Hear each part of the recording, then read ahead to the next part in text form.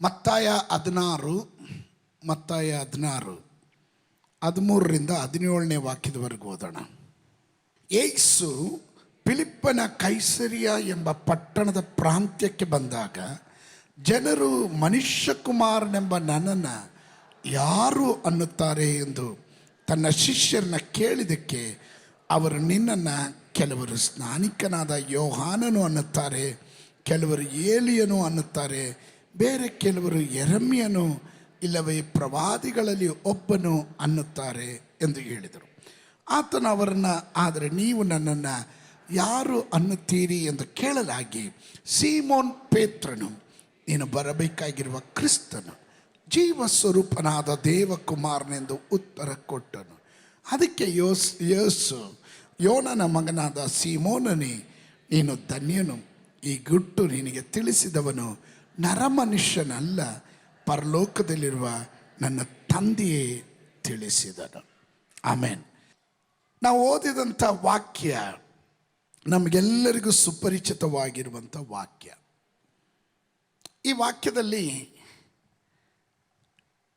ನಮಗೆ ಗೊತ್ತಾಗಬೇಕಾದಂಥ ಕೆಲವೊಂದು ಭಾಗಗಳುಂಟು, ಅರ್ಥ ಮಾಡಿಕೊಳ್ಳಬೇಕಾದ ಕೆಲವೊಂದು ಭಾಗಗಳು. ಲೈಫಿನಲ್ಲಿ ಪ್ರಧಾನವಾದಂಥ ಒಂದು ಪ್ರಶ್ನೆ,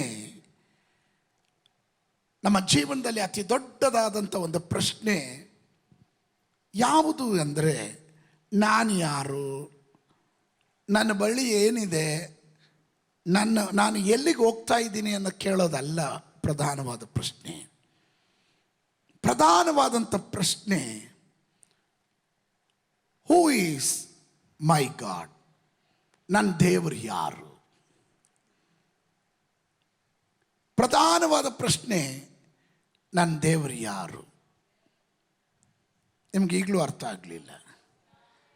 ನಾನು ಯಾರು, ನನ್ನ ಮನೆತನ ಏನು, ನನ್ನ ಅಂತಸ್ತೇನು, ನನ್ನ ಜೀವನ ಏನು, ಇದನ್ನು ಬಯಸುವವರು ಎಂದಾದರೂ ಒಂದು ಸಾರಿ ತಿರುಗಿ ನನ್ನ ದೇವರು, ನಾನು ಸೇವಿಸುವ ದೇವರು ಯಾರು ಎಂಬುದ ಪ್ರಶ್ನೆ ಯಾವತ್ತಾದರೂ ನಿಮ್ಮ ಮನಸ್ಸಿಗೆ ಬಂದಿದೆಯಾ? ಬಂದಿರೋರು ಮಾತ್ರ ಗಟ್ಟಿಯಾಗಿ ಒಂದು ಆಮೇಲೆ ಹೇಳ್ರಿ. ಈಗ ಹೇಳಿದ ಲೇಟ್ ಆಯಿತು, ಆಮೇಲೆ ನಾನು ಹೇಳಿಸ್ದೆ. ಅದು ಹೂ ಈಸ್ ಮೈ ಗಾಡ್. ನಾವಿದನ್ನು ಅರ್ಥ ಮಾಡ್ಕೊಳ್ಳೋದಕ್ಕೆ ಮುಂಚೆ ದೇವರು ಯಾರು, ನನ್ನ ದೇವರು ಯಾರು ಎನ್ನೋದನ್ನು ಅರ್ಥ ಮಾಡ್ಕೊಳ್ಳೋದಕ್ಕೆ ಮುಂಚೆ ನಾವು ಭಾಳ ನಮ್ಮನ್ನೇ ನಾವು ಶೋಧನೆ ಮಾಡಬೇಕು. ನಮ್ಮ ಜೀವನದಲ್ಲಿ ಬರುವಂಥ ಎಲ್ಲ ಹೋರಾಟಗಳು, ನಾವು ಮಾಡುವಂಥ ಎಲ್ಲ ಪ್ರಾರ್ಥನೆಗಳು, ನಾವು ನಂಬಿರುವಂಥ ಎಲ್ಲ ವಾಗ್ದಾನಗಳು, ಇದೆಲ್ಲ ದೇವರೊಟ್ಟಿಗಿರುವಂಥ ಬಾಂಧವ್ಯದೊಂದಿಗೆ ಬೆಸೆಯಲ್ಪಟ್ಟಿರುತ್ತದೆ. ನಾನು ಮತ್ತೊಮ್ಮೆ ಹೇಳ್ತೀನಿ, ನಮ್ಮ ಜೀವನದಲ್ಲಿ ಬರುವ ಎಲ್ಲ ಹೋರಾಟಗಳು, ನಾವು ಮಾಡುವಂಥ ಎಲ್ಲ ಪ್ರಾರ್ಥನೆಗಳು, ನಾವು ನಂಬಿರುವ ವಾಗ್ದಾನಗಳು, ಇದೆಲ್ಲ ದೇವರ ಆ ಬಾಂಧವ್ಯದಲ್ಲಿ ಬೆಸೆಯಲ್ಪಟ್ಟಿದೆ. ಇದು ಯಾರಿಗೆ ದೊರಕುತ್ತೆ ಅಂದರೆ, ಯಾರಿಗೆ ದೇವರ ಕುರಿತಾದ ಸರಿಯಾದ ಪ್ರಕಟಣೆ ದೊರಕಿದೆಯೋ ಅವರಿಗೆ ಗೊತ್ತಾಗುತ್ತಿದೆ. ಆಮೆನ್. ದೇವರಿಂದ ಸಿಗುವ ಪ್ರಕಟಣೆ, ಇಟ್ ಇಸ್ ವೆರಿ ಇಂಪಾರ್ಟೆಂಟ್. ಸುಮ್ಮನೆ ದೇವರನ್ನ ಆರಾಧನೆ ಮಾಡೋದಲ್ಲ, ದೈವಿಕ ಪ್ರಕಟಣೆಯೊಂದಿಗೆ ದೇವರನ್ನು ಅರ್ಥ ಮಾಡ್ಕೊಳ್ಳೋದು. O taste and see that the lord is good. ಕರ್ತನು ಸರ್ವೋತ್ತಮನೆಂದು ಅನುಭವದಿಂದ ತಿಳ್ಕೊಳ್ರಿ ಅಂತ, ಅನುಭವದಿಂದ ತಿಳ್ಕೊಳ್ಬೇಕು. ನಮ್ಮ ಪ್ರಶ್ನೆ ಇಲ್ಲಿ ದೇವರು ಇದ್ದಾನ ಇಲ್ಲವ ಅನ್ನೋದಲ್ಲ. ನಮ್ಮ ಪ್ರಶ್ನೆ, ನನ್ನ ದೇವರು ಯಾರು ಅನ್ನೋದು. ನನ್ನ ಜಯ, ನನ್ನ ಜೀವನದಲ್ಲಿ ಬರುವ ಪ್ರತಿಯೊಂದು ಜಯ, ಇದು ಯಾವಾಗಲೂ ದೇವರು ಕೊಟ್ಟ ಪ್ರಕಟಣೆಯ ಸಂಗಡ ಬೆಸೆಯಲ್ಪಟ್ಟಿದೆ. ದೇವರ ಕುರಿತಾದ ಪ್ರಕಟಣೆಯಲ್ಲಿ ಅದು ಬೆಸೆಯಲ್ಪಟ್ಟಿದೆ. Your victory in life will always be connected to your revelation of Him. ನಿಮ್ಮ ಪ್ರಕಟಣೆ, ದೇವರ ಕುರಿತಾದಂಥ ಆ ಪ್ರಕಟಣೆಯೊಂದಿಗೆ ಇದು ಬೆಸೆಯಲ್ಪಟ್ಟಿರುವಂಥದ್ದಾಗಿದೆ. ನಿಮ್ಮ ಜಯ ಅಲ್ಲೇ ಇದೆ. ನೀವು ನೋಡ್ರಿ, ದಾನಿಯೇಲನ ಪುಸ್ತಕದಲ್ಲಿ 11ನೇ ಅಧ್ಯಾಯದ 32ನೇ ವಚನ. ಪಾಸ್ಟರ್, ಕ್ಯಾನ್ ಯು ರೀಡ್ 11ನೇ ಅಧ್ಯಾಯದ 32ನೇ ವಾಕ್ಯ. ನಿಬಂಧನಾ ದ್ರೋಹಿಗಳು ಅವನ ನಯ ನುಡಿಗಳಿಂದ ಕೆಟ್ಟು ಹೋಗುವರು, ತಮ್ಮ ದೇವರನ್ನು ಅರಿತವರು ದೃಢಚಿತ್ತರಾಗಿ ಕೃತಾರ್ಥರಾಗುವರು. ತಮ್ಮ ದೇವರನ್ನ ಅರಿತವರು ಅವರು ದೃಢಚಿತ್ತರಾಗಿ ಕೃತಾರ್ಥರಾಗುವರು. The people who know their God shall be strong and carry out the great exploits. ದೃಢಚಿತ್ತರಾಗಿರೋದು, ಯು ಮಸ್ಟ್ ಅಂಡರ್ಸ್ಟ್ಯಾಂಡ್, ಅದು ಫೌಂಡೇಶನ್, ಅದು ಅಡಿಪಾಯ. ಎಲ್ಲಿ ತಗೊಂಡಾಗ ಹಾಕಿದ್ರು ನಿನ್ನ ದೇವರು ಯಾರು ಅಂತ ನಿನಗೆ ಚೆನ್ನಾಗಿ ಮನವರಿಕೆ ಆಗಿರಬೇಕು. ಅದು ಸ್ವಂತ ಬುದ್ಧಿಯಿಂದ ಅಲ್ಲ, ಅಯ್ಯೋ ದೇವರು ಉಪಕಾರ ಮಾಡಿದ್ನಲ್ಲ ಅದಕ್ಕೆ ದೇವರೇ ಸ್ತೋತ್ರ, ಅದಲ್ಲ. Who is your god? ನಿಮ್ಮ ದೇವರ ಕುರಿತಾದ ಪ್ರಕಟಣೆಯು ನಿಮ್ಮ ನಂಬಿಕೆ, ಆರಾಧನೆ, ನಿಮ್ಮ ಗೆಲುವು ಮತ್ತು ನಿಮ್ಮ ಭವಿಷ್ಯವನ್ನು ಅದು ನಿರ್ಧರಿಸುತ್ತದೆ. ನಾನು ಮತ್ತೊಮ್ಮೆ ಹೇಳ್ತೀನಿ, ನಿಮ್ಮ ದೇವರ ಕುರಿತಾದ ನಿಮಗುಂಟಾಗುವ ಪ್ರಕಟಣೆಯ ಅದು ನಿಮ್ಮ ನಂಬಿಕೆ ಆಗ್ಬೋದು, ನಿಮ್ಮ ಆರಾಧನೆ ಆಗ್ಬೋದು, ನಿಮ್ಮ ಜಯ ಆಗ್ಬೋದು. ಇದೆಲ್ಲ ನಿಮ್ಮ ಮತ್ತು ನಿಮ್ಮ ಭವಿಷ್ಯವನ್ನು ಇದು ನಿರ್ಧರಿಸುವಂಥದ್ದಾಗಿರುತ್ತೆ. If you know God more, ನಿನ್ನ ದೇವರನ್ನ ಹೆಚ್ಚಾಗಿ ಅರ್ಥ ಮಾಡಿಕೊಂಡಷ್ಟು ನಿನ್ನ ಜೀವನದಲ್ಲಿ ದೈವಿಕವಾದ ಕಾರ್ಯಗಳು, ಜಯಗಳು, ಬಿಡುಗಡೆಗಳು, ಅದ್ಭುತಗಳು ಹೆಚ್ಚೆಚ್ಚಾಗಿ ಕಾಣ್ತಾನೇ ಇರ್ತೀಯ. ಹಾಗಂತ ಹೋರಾಟ ಇಲ್ಲ ಅಂತ ಹೇಳಲ್ಲ. ನೀನು ಯಾವಾಗ ಹೆಚ್ಚಾಗಿ ಅರಿಯೋದಕ್ಕೆ ನಿನ್ನನ್ನು ಒಪ್ಪಿಸ್ಕೊಡ್ತೀಯೋ, ಪರಲೋಕದ ಪ್ರಕಟಣೆ ದೊರಕುವಾಗ ಭೂಲೋಕದಲ್ಲಿ ಎಲ್ಲ ದುರಾತ್ಮಗಳು ಒಟ್ಟಿಗೆ ಎದ್ದೇಳ್ತವೆ.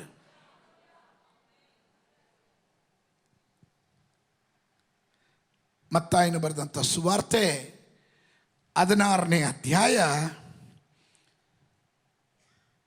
ಯೇಸು ಸ್ವಾಮಿಯ ಪ್ರಧಾನವಾದಂಥ ಒಂದು ಪ್ರಸಂಗದ ವೇದಿಕೆಯಾಗಿದೆ. ಫಿಲಿಪ್ಪನ ಕೈಸರ್ಯ ಎಂಬ ಪಟ್ಟಣ. ಏನು ಈ ಪಟ್ಟಣದ ಪ್ರತ್ಯೇಕತೆ?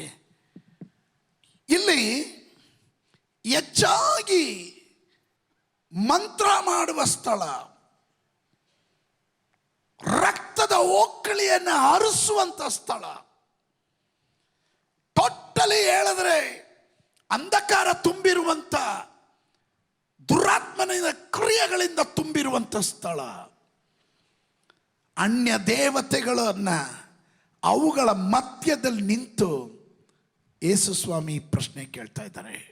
ದೇವರ ಕೃಪೆಯಿಂದ ಈ ಸ್ಥಳದಲ್ಲಿ ಹೋಗಿ ನಿಂತು ಪ್ರಾರ್ಥನೆ ಮಾಡೋದಕ್ಕೆ ದೇವರ ಕೃಪೆ ಕೊಟ್ಟನು. ನಾವು ಇಸ್ರಾಯೇಲ್ಗೆ ಹೋಗಿದ್ದಾಗ ಈ ಸ್ಥಳಕ್ಕೆ ಹೋಗಿದ್ವಿ. ಸ್ವಲ್ಪ ಸಂಜೆ ಆಯಿತು, ನಾವು ಅಲ್ಲಿ ಹೋಗೋಷ್ಟರಲ್ಲಿ ಸ್ವಲ್ಪ ಲೇಟ್ ಆಯಿತು. ಆದರೂ ದಟ್ ಈಸ್ ಸೋ ಇಂಪಾರ್ಟೆಂಟ್.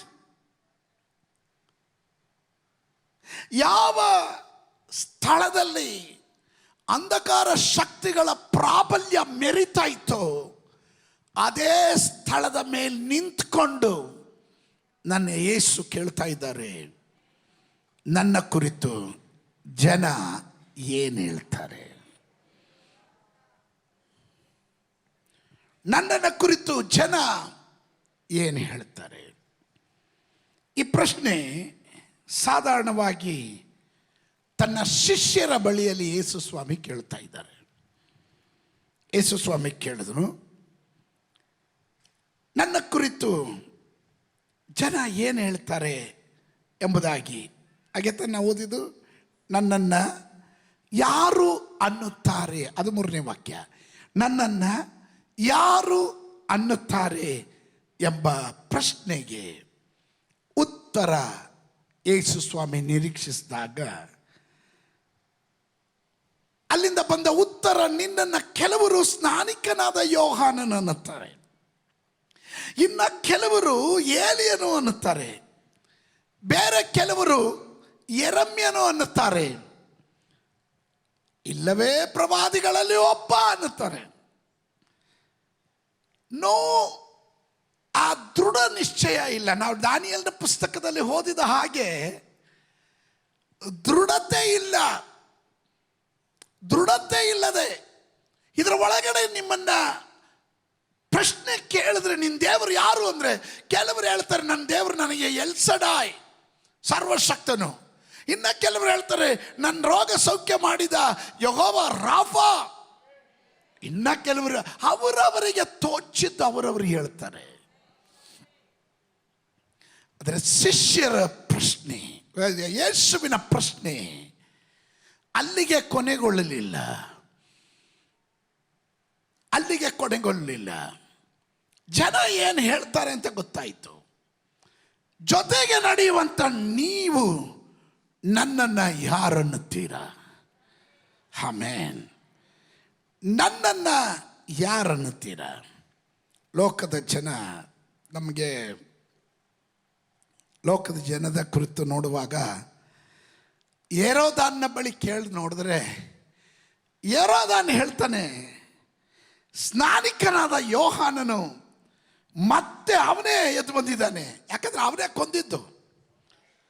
ಅವನ ದೃಷ್ಟಿಯಲ್ಲಿ ಯೇಸು ತಿರುಗಾ ಬಂದಿದ್ದಾರೆ, ಯೋಹಾನನ್ ಬಂದಿದ್ದಾನೆ ಅಂತ. ಯಹೂದರ ಯಾಜಕರನ್ನ ಕೇಳಿದ್ರೆ ಅವ್ರು ಹೇಳ್ತಾರೆ, ಇವನು ಮರಿಯಳ ಪುತ್ರ. ತಂದೆಯ ಹೆಸರು ಹೇಳೋದಕ್ಕೆ ಆಗೋದಿಲ್ಲ ಅವರಿಗೆ. ಇವನು ಮರಿಯಳ ಪುತ್ರನು, ಧರ್ಮಶಾಸ್ತ್ರವನ್ನು ಉಲ್ಲಂಘನೆ ಮಾಡುವವನು, ಇವನು ಶಾಪಗ್ರಸ್ತನು ಅಂತ ಬೇಕಾದರೆ ಅವರು ವಿಧಿ ಬರೀತಾರೆ. ಸಾಧಾರಣ ಜನರನ್ನು ಕೇಳಿದ್ರೆ ಒಬ್ಬ ಯೋಹಾನ್ ಅಂತಾನೆ, ಇನ್ನೊಬ್ಬ ಏಲಿಯ ಅಂತಾನೆ, ಇನ್ನೊಬ್ಬ ಯೆರೆಮೀಯ ಅಂತಾನೆ, ಮತ್ತೊಬ್ಬ ಪ್ರವಾದಿಗಳಲ್ಲಿ ಯಾರೋ ಒಬ್ಬ ಅಂತಾನೆ. ಆದರೆ ಇವತ್ತು ಯೇಸು ಯಾರು ಎಂಬುದಾಗಿ ಗ್ರಹಿಸುವ ಜ್ಞಾನ ಇಂದು ದೇವರು ನನಗೂ ನಿನಗೂ ಕೊಟ್ಟದ್ದಕ್ಕಾಗಿ ನಾನು ದೇವರಿಗೆ ಸ್ತೋತ್ರ ಮಾಡ್ತೇನೆ. Come on somebody shout hallelujah. ಅನೇಕರಿಗೆ ಮರೆಯಾಗಿರುವ ಯೇಸು, ಅನೇಕರಿಗೆ ಮರೆಯಾಗಿರುವ ದೇವರು ಇವತ್ತು ನನಗೂ ನಿನಗೂ ತನ್ನ ಆತ್ಮನ ಮೂಲಕ ಪ್ರಕಟಗೊಳಿಸಿದ ದೇವರಿಗೆ ಸ್ತೋತ್ರ ಹೇಳುವವರು ಗಟ್ಟಿಯಾಗಿ ಒಂದು ಹಲ್ಲೆಲೂಯಾ ಹೇಳ್ರಿ.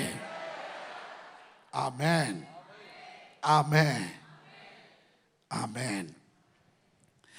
ಈ ಸತ್ಯವೇದ ಗ್ರಂಥದ ಪೂರ್ಣವಾಗಿ ಥ್ರೂ ಔಟ್ ದ ಸ್ಕ್ರಿಪ್ಚರ್ ನಾವು ಸತ್ಯವೇದ ಗ್ರಂಥವನ್ನು ಓದಿದ್ರೆ ದೇವರು ತನ್ನನ್ನೇ ತಾನು ಪ್ರಕಟಗೊಳಿಸ್ತಾನೆ.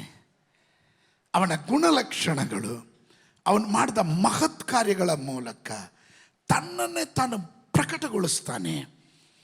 ದೇವರು ಪ್ರಕಟಗೊಳಿಸುವುದು ತನ್ನ ಜನರ ನಿರ್ದಿಷ್ಟವಾದಂಥ ಅಗತ್ಯಗಳನ್ನು ಪೂರೈಸುವ ಕಾರ್ಯಕ್ಕಾಗಿ ತನ್ನನ್ನೇ ತಾನು ಪ್ರಕಟಿಸ್ತಾನೆ. ಅಂದರೆ ಒಬ್ಬನಿಗೆ ಸೌಖ್ಯ ಬೇಕು ಅಂದಾಗ ಅವನು ರಾಫಾ ಆಗಿ ಇಳಿದು ಬರ್ತಾನೆ. ಒಬ್ಬನು ಕಷ್ಟದಲ್ಲಿ ಇರುವಾಗ ಅವನು ಎಲ್ಲರಿಂದ ತಳ್ಳಲ್ಪಟ್ಟಾಗ ಅವನು ನಿತ್ಯನಾದ ತಂದೆಯಾಗಿ ಬರ್ತಾನೆ. ಅವನು ನಿರ್ದಿಷ್ಟವಾದ ತನ್ನ ಜನರ ಅವಶ್ಯಕತೆಗಳಿಗೆ ತಕ್ಕ ಹಾಗೆ ತನ್ನನ್ನೇ ತಾನು ಪ್ರಕಟಿಸುವ ದೇವರಾಗಿದ್ದಾನೆ. ಇವತ್ತು ಯಾವ ಯಾವ ಅವಶ್ಯಕತೆಯೊಂದಿಗೆ ಈ ಆಲಯದ ಒಳಗಡೆ ನೀವು ಕಾಲಿಟ್ಟಿದ್ದೀರೋ ನನಗೆ ಗೊತ್ತಿಲ್ಲ. ಆನ್ಲೈನ್ಗಳಲ್ಲಿ ನನ್ನನ್ನು ವೀಕ್ಷಿಸ್ತಿದ್ದೀರೋ ಗೊತ್ತಿಲ್ಲ. ನಿಮ್ಮ ಅಗತ್ಯ ಏನಾಗಿದ್ರೂ ಪರವಾಗಿಲ್ಲ, ಅವನ ಕುರಿತಾದ ಪ್ರಕಟಣೆ ನಿಮ್ಮ ಒಳಗಡೆ ದೇವರು ಉದಯ ಮಾಡಿರೋದಾದ್ರೆ ನಿನ್ನ ಅವಶ್ಯಕತೆಗಳನ್ನು ಪೂರೈಸುವುದಕ್ಕೋಸ್ಕರವೇ ಅದನ್ನು ಅವನು ಪ್ರಕಟ ಮಾಡಿರೋದು. Hope you understand. ಸುಮ್ಮನೆ ದೇವರು ನನಗೆ ದೇವರಾಗಿ ಪ್ರಕಟಗೊಳಿಸಲಿಲ್ಲ. ನನ್ನ ಜೀವನದಲ್ಲಿ ಏನೋ ತನ್ನ ಕಾರ್ಯಗಳನ್ನು ನೆರವೇರಿಸುವುದಕ್ಕೆ ತಾನು ಯಾರು ಎಂಬ ಪ್ರಕಟಣೆ ನನ್ನ ಒಳಗಡೆ ಅವನು ಇಟ್ಟವನಾಗಿದ್ದಾನೆ. That is that beauty.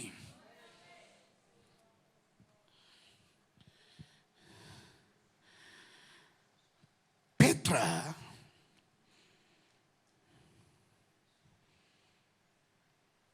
ನೀವು ಮುಂದಿನ ವಾಕ್ಯ ಓದಿದ್ರೆ 15ನೇ ವಾಕ್ಯ, ಆದರೆ ನೀವು ನನ್ನನ್ನು ಯಾರು ಅನ್ನುತ್ತೀರಿ ಎಂದು ಕೇಳಲಾಗಿ ಸೀಮೋನ್ ಪೇತ್ರನು, ನೀನು ಬರಬೇಕಾಗಿರುವ ಕ್ರಿಸ್ತನು ಜೀವ ಸ್ವರೂಪನಾದ ದೇವರ ಕುಮಾರನು ಎಂದು ಉತ್ತರ ಕೊಟ್ಟನು. Peter did not discover Jesus through human wisdom. ಅವನು ಮಾನುಷಿಕ ಬುದ್ಧಿಯಿಂದ ಯೇಸು ಯಾರು ಎಂದು ಅವನು ಹುಡುಕಲಿಲ್ಲ. Amen, hallelujah. He received divine revelation. ಅವನು ಪರಲೋಕದಿಂದ ತಂದೆಯಾದವನು ತನ್ನ ಕುಮಾರನ ಕುರಿತು ಪೇತ್ರನಿಗೆ ರೆವಲೇಷನ್ ಅನ್ನು ಕೊಟ್ಟನು, ಪ್ರಕಟಣೆಯನ್ನು ಕೊಟ್ಟನು.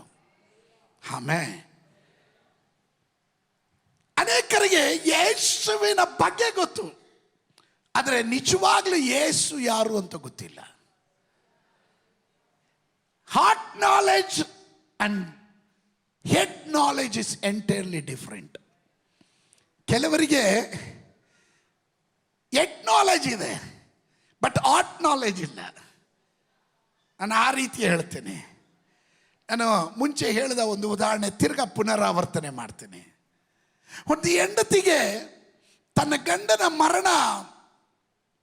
ಮರಣ ಅದು ಆ ಹೆಡ್ ನಾಲೆಜ್ ಅಲ್ಲ, ಹಾರ್ಟ್ ನಾಲೆಜ್ ಅದು. ಕಳೆದ ದಿವಸ ನನ್ನ ತಾಯಿ ನನ್ನನ್ನು ಬಿಟ್ಟು ಹೋದರು. ಅನೇಕರು ಬಂದರು, ಸಂತೈಸಿದ್ರು. ಅನೇಕರು ಸಂತೈಸುವ ಮಾತು, ನಿನ್ನೆ ರಾತ್ರಿನೂ ವಿದೇಶಗಳಿಂದ ಕರೆಗಳು ಬರ್ತಾ ಇದೆ, ಸಂತೈಸುವ ಮಾತುಗಳನ್ನು ಆಡ್ತಾರೆ. ಹೆಂಗಾಯಿತು, ಏನಾಯಿತು, ನಾವು ಈಗ ನಮ್ಗೆ ಗೊತ್ತಾಯಿತು ವಿಷಯ ಅಂತ ಹೇಳಿ ಅನೇಕರು ತಮ್ಮ ಸಂತಾಪವನ್ನು ಸೂಚಿಸ್ತಾನೆ ಇದ್ದಾರೆ. ನನ್ನ ವಿಷಯ,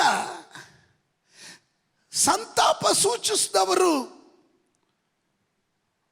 ನೋವನ್ನು ಹಂಚಿಕೊಂಡವರು ಎಲ್ಲ ಸ್ವಲ್ಪ ಕಾಲ ಆದಾಗ ಮರ್ತು ಬಿಡ್ತಾರೆ. ಆದರೆ ನಿಜವಾಗಿ ಹೃದಯದಲ್ಲಿ ಪ್ರೀತಿ ಮಾಡಿದಂಥ ತಾಯಿಯನ್ನು ಕಳ್ಕೊಂಡ ನನಗೆ ಅದು ನಿಜವಾಗ್ಲೂ ಅರ್ಥವಾಗೋದು ಅದರ ವೇದನೆ ಏನು ಅಂತ. ಎವ್ರಿಬಡೀಸ್ ಲೈಫ್, ಎಲ್ಲರ ಜೀವನದಲ್ಲೂ ಹಂಗೆ. ಗಂಡನನ್ನು ಕಳ್ಕೊಂಡ ಹೆಂಡತಿ ಹತ್ರ ಕೇಳ್ರಿ, ಒಂದು 5-6 ತಿಂಗಳು ಎಲ್ಲರೂ ಸಂತಾಪ ಹೇಳ್ತಾರೆ. ಆದರೆ ವರ್ಷಗಳು ಕಳಿತಾ ಹೆಂಡತಿ ಆದವಳು ಹೇಳ್ತಾಳೆ, ನನ್ನ ಗಂಡನ ಬಿಟ್ಟು ಬಹಳ ದುಃಖ ಅನುಭವಿಸ್ತಾ ಇದ್ದೀನಿ ಅಂತ. That is not the head knowledge, that is the heart knowledge. ಅದು ಹೃದಯದಿಂದ ಬರುವುದು. ಸಿ, ಮೃಗಗಳ ರೀತಿಯಲ್ಲಿ ಜೀವಿಸೋರ ಬಗ್ಗೆ ನಾನು ಮಾತಾಡ್ತಾ ಇಲ್ಲ, ನಾನು ಮನುಷ್ಯರ ಕುರಿತು ಮಾತಾಡ್ತೀನಿ. ಕೆಲವರಿಗೆ they don't have the heart knowledge, ಹೃದಯವಂತಿಕೆ ಇಲ್ಲ. ಆಮೆನ್. ಇಲ್ಲಿ ಪೇತ್ರನು ತನ್ನ ಬುದ್ಧಿಮಂಡಲದಿಂದ ಯೇಸುವನ್ನ ಅಳತೆ ಮಾಡಲಿಲ್ಲ. ಪರಲೋಕದ ದೇವರು ಅವನಿಗೆ ಪ್ರಕಟಿಸ್ತಾ ಇರೋದನ್ನ ಸತ್ಯ. ಆಮೆನ್. ಆ ಸತ್ಯದಲ್ಲಿ ಒಂದು ಅವನಿಗೆ ದೇವರು ಪ್ರಕಟಿಸ್ತಾ ಇದ್ದಾನೆ. ಅದಕ್ಕೆ ಯೇಸು ಯೋನನ ಮಗನಾದ ಸೀಮೋನನೇ, ನೀನು ಧನ್ಯನು. ಈ ಗುಟ್ಟು ನಿನಗೆ ತಿಳಿಸಿದವನು ನರಮನುಷ್ಯನಲ್ಲ, ಪರಲೋಕದಲ್ಲಿರುವ ನನ್ನ ತಂದೆಯೇ ತಿಳಿಸಿದನು. ಇವತ್ತು ತಂದೆಯರ ದಿನವಾಗಿರುವಾಗ ಪರಲೋಕದ ತಂದೆ ಅವನ ಅನಾಥರಿಗೂ ವಿಧವೆಯರಿಗೂ ದಿಕ್ಕಿಲ್ಲದವರಿಗೂ ನಿತ್ಯನಾದ ತಂದೆ ಅವನು ನಮ್ಮ ಮಧ್ಯದಲ್ಲಿದ್ದಾನೆ. ಅವನು ಯಾರು? ಅವನ ಕುಮಾರನ ಯಾರು? ಅವನ ಪವಿತ್ರಾತ್ಮನ ಯಾರು ಎಂದು ನಮಗೆ ಅವನ ಪ್ರಕಟಣೆಯನ್ನು ಕೊಡುವವನಾಗಿರ್ತಾನೆ. ಆಮೇನ್, ಆಮೇನ್. ಅದನ್ನು ಅರ್ಥ ಮಾಡಿಕೊಂಡ್ರೆ ನಿಮ್ಮನ್ನು ಎಲ್ಲಿ ತಗೊಂಡೋಗಿ ಹಾಕಿದ್ರು ನೀವು ಆತ್ಮಿಕತೆ ಬಿಟ್ಟು ಹೋಗೋದಿಲ್ಲ. ಆಮೇಲೆ ನನ್ನ ಪ್ರಸಂಗದ ಕಡೆಗೆ ನಾನು ಬರ್ತೀನಿ.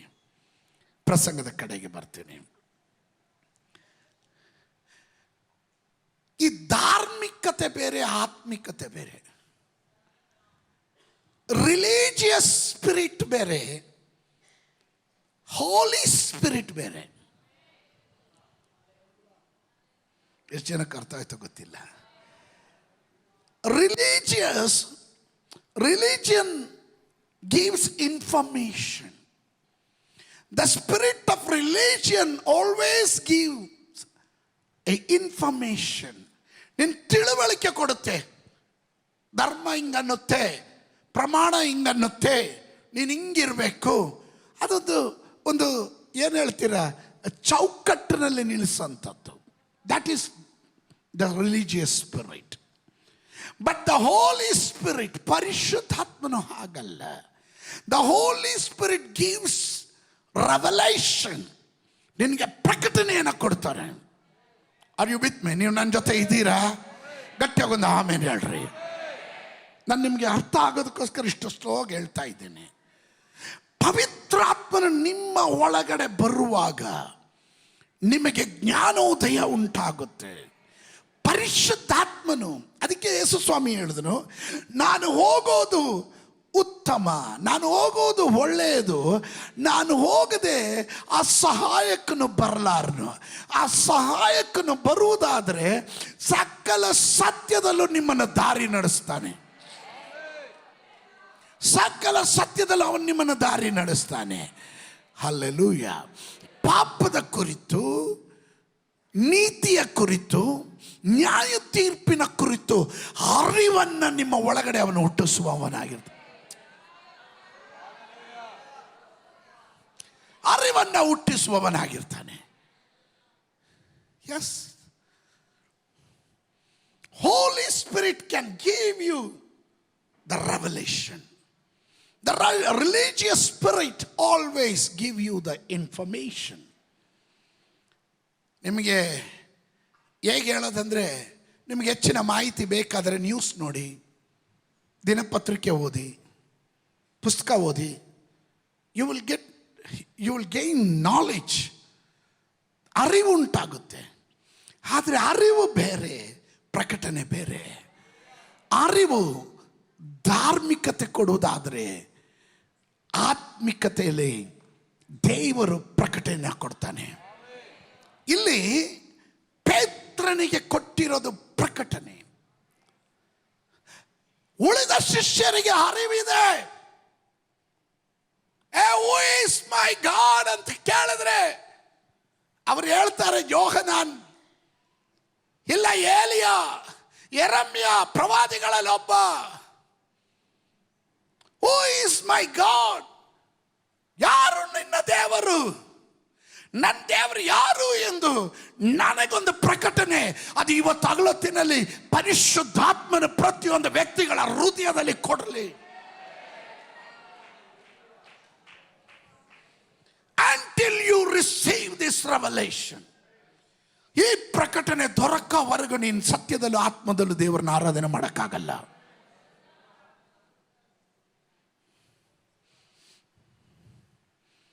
ನಾನು ಯಾವಾಗಲೂ ಒಂದು ಮಾತು ಹೇಳ್ತಾ ಇದ್ದೆ. ಈ ನಾಯಿ ಕಳ್ಳನನ್ನು ಕಂಡು ಬೊಗಳುತ್ತೆ ಅಂತ. ಒಂದು ಕಳ್ಳ ಕಾಂಪೌಂಡ್ ಎಗರ್ದ, ಒಂದು ಮನೆಗೆ ಕನ್ನ ಹಾಕೋದಕ್ಕೆ ಕಾಂಪೌಂಡ್ ಎಗರದ. ಅವನು ಎಗರಿದ ಶಬ್ದಕ್ಕೆ ಮಲಗಿದ್ದಂಥ ನಾಯಿ ಎಚ್ಚರ ಆಯಿತು. ನಾಯಿ ಆ ಸೌಂಡ್ ಬಂದ ಕಡೆಗೆ, ಆ ಸ್ಮೆಲ್ಗೆ ಅಲ್ಲಿಗೆ ಓಡೋಯ್ತು, ಬೊಗಳಕ್ಕೆ ಸ್ಟಾರ್ಟ್ ಮಾಡ್ತು. ಕಳ್ಳ ನಾಯಿ ಬರೋದು ನೋಡಿ ನೇರವಾಗಿ ಮರ ಹತ್ತು ಕುತ್ಕೊಂಡ್ಬಿಟ್ಟ. ಮರದ ಮೇಲೆ ಕುತ್ಕೊಂಡ್ಬಿಟ್ಟ. ಅವನಿಗೆ ಕೆಳಗಡೆ ಇಳಿಯೋಕ್ಕಾಗಲ್ಲ, ಕೆಳಗಡೆ ನಾಯಿ ಬೊಗಳ್ತಾ ಇದೆ. ಈ ನಾಯಿ ಬೊಗಳೋದು ನೋಡಿ ಪಕ್ಕದ ಮನೆ ನಾಯಿನೂ ಬೊಗಳ್ತು. ಪಕ್ಕದ ಮನೆ ನಾಯಿ ಬೊಗಳೋದು ನೋಡಿ ಆಜು ಬಾಜುನಲ್ಲಿರೋ ಎಲ್ಲ ಮನೆಗಳಲ್ಲಿದ್ದ ನಾಯಿಗಳು ಬೊಗಳ್ತು. ಸ್ವಲ್ಪ ಸಮಯದಲ್ಲಿ ಊರಲ್ಲಿರೋಂಥ ಎಲ್ಲ ನಾಯಿಗಳು ಬೊಗಳ್ತು. ಕಡೆ ನಾಯಿ ಕೇಳ್ತು, ನಾನು ಯಾಕೆ ಬೊಗಳ್ತಾ ಇದ್ದೀನಿ? ಸೋತ್ರ ಸುಮ್ಗೆ ಬೊಗಳ್ತಾ ಇದ್ದೀನಲ್ಲ ಅಂತ ಹೇಳಿ ಅದು ನಿಲ್ಲಿಸ್ಬಿಡ್ತು. ಎಲ್ಲ ನಾಯಿಗಳು ರಿವರ್ಸ್ ಬಂದಾಗ ಎಲ್ಲ ನಾಯಿಗಳು ಸ್ವಲ್ಪ ಸಮಯ ಆಗಿದೆ ನಿಲ್ಲಿಸ್ಬಿಡ್ತು. ಆದರೆ ಕಳ್ಳನನ್ನು ಕಂಡ ನಾಯಿ ಬೊಗಳೋದು ನಿಲ್ಲಿಸಲಿಲ್ಲ. ಅನೇಕರು ಹಿಂಜರಿದು ಹೋಗ್ತಾರೆ, ಅನೇಕರು ದೈವ ಕೃಪೆಯಿಂದ ಹೋಗ್ಬಿಡ್ತಾರೆ, ಅನೇಕರು ದೇವರ ವಚನದ ಪ್ರಮಾಣ ಬಿಟ್ಟು ಹೋಗ್ಬಿಡ್ತಾರೆ. ಕೆಲವರು ಹಣದ ಹಿಂದೆ ಹೋಗ್ತಾರೆ, ಕೆಲವರು ಜನರ ಹಿಂದೆ ಹೋಗ್ತಾರೆ, ಕೆಲವರು ಸ್ಥಾನದ ಹಿಂದೆ ಹೋಗ್ತಾರೆ, ಕೆಲವರು ಪದವಿಗಳ ಹಿಂದೆ ಹೋಗ್ತಾರೆ. ಆದರೆ ಇವರು ಯಾರಿಗೂ ನಿಜವಾದಂಥ ಪ್ರಕಟಣೆ, ನಿನ್ನ ದೇವರು ಯಾರು ಅನ್ನೋದು ಪ್ರಕಟಣೆ ಇವರ ಒಳಗಡೆ ಬಂದಿದ್ದರೆ, ಇದೆಲ್ಲದಕ್ಕಿಂತ ಹೆಚ್ಚಾಗಿ ಅಪೊಸ್ತಲನಾದ ಪೌಲನು ಹೇಳ್ದಂಗೆ ಹೇಳ್ತಾ ಇದ್ದು, ಇದೆಲ್ಲ ನನಗೆ ಕಸವು ಕಡ್ಡಿಯೂ ಆಗಿದೆ. I want to know more Jesus. ನನಗೆ ಯೇಸುವನ್ನು ಇನ್ನು ಹೆಚ್ಚಾಗಿ ಅರಿಯಬೇಕು.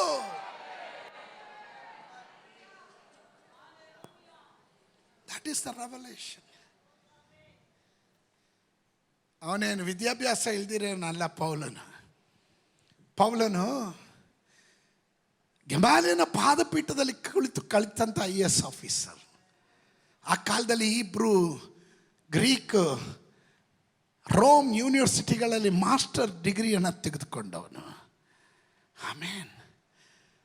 ವೇದ ಪಾಂಡಿತ್ಯವನ್ನು ಚೆನ್ನಾಗಿ ಹರಿದು ಕುಡ್ದಿರೋನು, ಇಸ್ರಾಯೇಲ್ ವಂಶಸ್ಥನು, ಬೆನ್ಯಾಮಿನ್ ಕುಲದವನು. ರೋಮ ಪೌರತ್ವ ತನ್ನ ಬ್ಲಡ್ಡಲ್ಲಿ ಹರಿತಾ ಇದೆ. ಅವನು ಕ್ರಿಸ್ತ ವಿರೋಧಿಯಾಗಿದ್ದವನು. ಕ್ರಿಸ್ತಿಯಾನಿಗಳನ್ನು ಕೊಂದು ಹಾಕೋದಕ್ಕೆ ಅಧಿಕಾರ ಪತ್ರದೊಂದಿಗೆ ಹೊರಟವನು. ಆದರೆ ದಮಸ್ಕದ ಹೆಬ್ಬಾಗಿಲಿನಲ್ಲಿ ನೀತಿ ಸೂರ್ಯನ ಪ್ರಕಾಶ ಹೊಡೆದಾಗ, that means they receive the inside eyes, ಅವನ ಒಳಗಡೆ ಆಂತರಿಕ ಕಣ್ಣು ತೆರೆಯಲ್ಪಡುವ ಹಾಗೆ ನೀತಿ ಸೂರ್ಯನ ಪ್ರಕಾಶ ಹೊಡೆಯಿತು. The revelation of god.